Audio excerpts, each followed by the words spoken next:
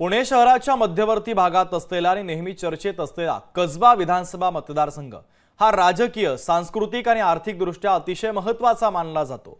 विधानसभा निवडणुकीतील कसब्यातील राजकीय समीकरणे कशी आहेत आणि आव्हाने आता नेमकी कशी आहेत पाहूयात।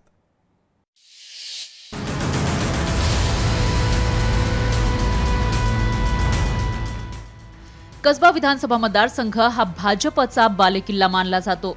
मात्र गेल्या पोटनिवडणुकीत काँग्रेसने भाजपच्या बालेकिल्ल्यात सुरुंग लावला होता आणि रवींद्र धंगेकर आमदार झाले। यंदाच्या विधानसभा निवडणुकीत मात्र भाजपचे हेमंत रासने यांनी कसबा विधानसभा पुन्हा एकदा ताब्यात घेतलाय आणि आता विद्यमान आमदारांकडून कसब्यातील नागरिकांच्याही अपेक्षा वाढल्यात। कसब्यामध्ये जुन्या वाड्यांचा प्रश्न अतिशय गंभीर आहे। शहराच्या मध्यवर्ती भागात असलेल्या मतदारसंघात वाहतूक कोंडीचा प्रश्नही मोठा आहे।